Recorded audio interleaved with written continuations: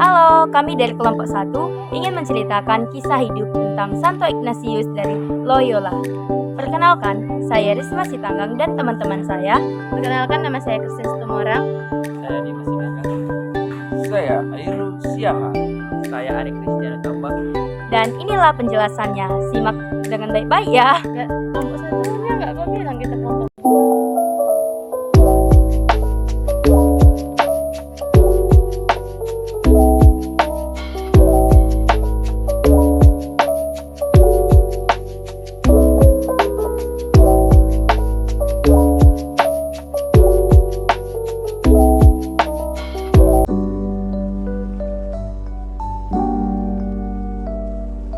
Ignatius dari Loyola 1491 sampai 1556, atau yang di masa kecilnya dikenal dengan nama Inigo Lopez de Loyola, adalah anak bungsu dari 13 bersaudara. Ia lahir tahun 1491 di Puri, Loyola, di Aptesia, Spanyol Utara, dari keluarga bangsawan. Orang tuanya bernama Don Bertrand dan Onazi Loyola dan Maria Sanchez de Lichona.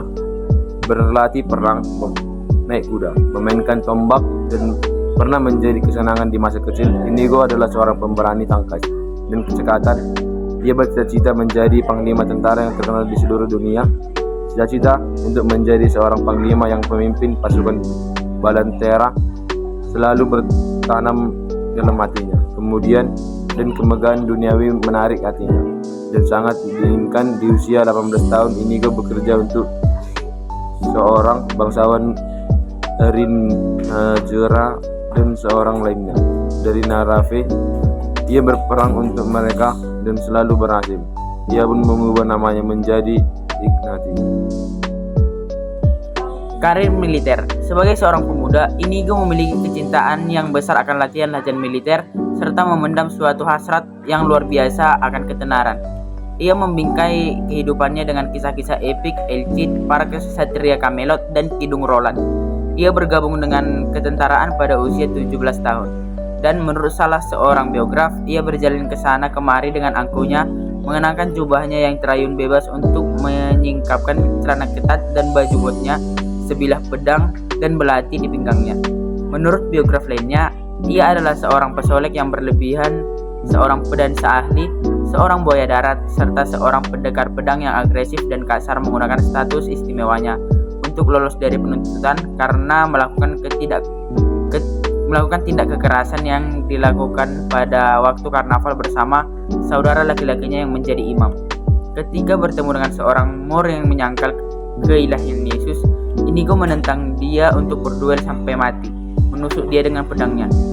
Inigo juga sering berduel dengan laki-laki. Pada tahun 1509, dalam usianya yang ke-18, Inigo mengangkat senjata sebagai pengabdiannya kepada Antonio Manrique de Lara, Adipati Najera. Kualitas diplomasi dan kepemimpinan Inigo membuatnya digelari pelayan istana, menjadikannya sangat berguna bagi kepentingan sang adipati. Di bawah kepemimpinan sang adipati, Inigo terlibat dalam banyak pertempuran tanpa pernah terluka. Namun, dalam pertempuran Pamplona pada tahun 1521, ia terluka parah ketika pasukan ekspedisi Prancis Navarra menyerbu benteng Pamplona pada tanggal 20 Mei 1521. Sebuah bola meriam menyebabkan kaki kanannya terluka dan kaki kirinya patah di berbagai titik. Dalam kondisi terluka parah, Inigo dibawa kembali ke kastel ayahnya di Loyola. Ia sangat mencemaskan kedua kakinya yang terluka dan demi memulihkan luka-luka tersebut, ia menjalani sejumlah operasi bedah yang membuatnya tersiksa karena kala itu anestesi atau obat bius belum dikenal. Tulang-tulang yang patah gagal diposisikan dengan benar dan ia bersikeras agar kakinya dipatahkan kembali untuk diposisikan ulang. Pada akhirnya, rangkaian operasi tersebut menyebabkan satu kakinya lebih pendek dari yang lainnya. Inigo menjadi pincang sepanjang sisa hidupnya di dunia ini dan karir militernya berakhir.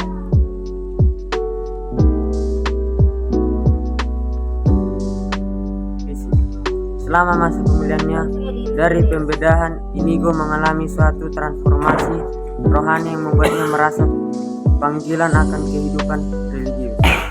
Semua rumah sakit pada zamannya dikelola oleh tarekat religius dan bahan bacaan yang tersedia bagi pasien yang terbaring di tempat tidur cenderung dipilihkan dari kitab suci ataupun literatur devosional. Keadaan tersebut menjelaskan bagaimana Indigo akhirnya membaca serangkaian teks religius tentang kehidupan Yesus dan tentang kehidupan orang-orang kudus. Karena romansa kesatriaan yang ia suka baca tidak tersedia baginya Karya tulis Regilius yang paling mengena dalam dirinya adalah Vita de Christi karya Laudovus dari Sassi. Vita de Christi merupakan hasil karya Laudovus selama 40 tahun berisi penjelasan seputar Injil dengan menggunakan kutipan-kutipan hasil karya lebih dari 60 bapa gereja.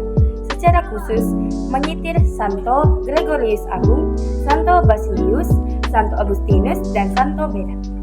Buku tersebut telah mempengaruhi seluruh kehidupan Indigo, mengilhaminya untuk mengabadikan diri bagi Allah serta meneladani Santo Fransiskus dari Assisi dan para rahib yang lainnya. De Vita Christi juga mengilhami metode metadisinya. Sebab Laudovus menganjurkan para pembaca untuk menempatkan diri mereka masing-masing secara mental atau dalam pikiran di tempat kejadian dalam kisah Injil, termasuk memvisualisasikan palungan dalam kisah kelahiran Yesus dan lain-lain. Jenis meditasi semacam itu yang dikenal sebagai kontemplasi sederhana merupakan dasar dari metode yang telah diajukan Santo Ignatius dalam latihan rohani karyanya. Selain bermimpi tentang mengikuti jejak para kudus dalam bacaan-bacaannya, Inigo masih berkelana dalam pikirannya seputar apa yang akan dia lakukan untuk melayani rajanya dan untuk menghormati putri raja yang ia cintai. Dengan hati-hati ia menyadari dampak yang ia rasakan dari kedua jenis mimpinya itu. Ia mengalami suatu desolasi atau kekosongan mendalam dan ketidakpuasan ketika memimpikan kepahlawan romantis tersebut usai, tetapi mimpinya tentang kekudusan berakhir dengan perdamaian dan sukacita besar. Peristiwa ini merupakan kali pertama ia belajar tentang penegasan atau pembedaan roh.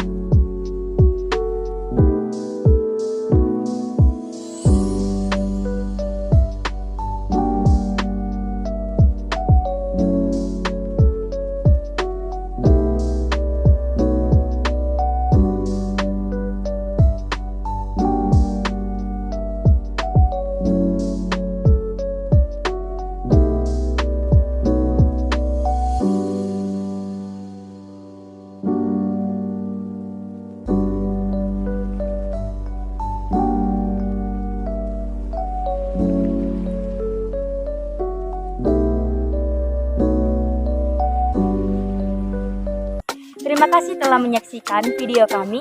Semoga bermanfaat. Bye-bye.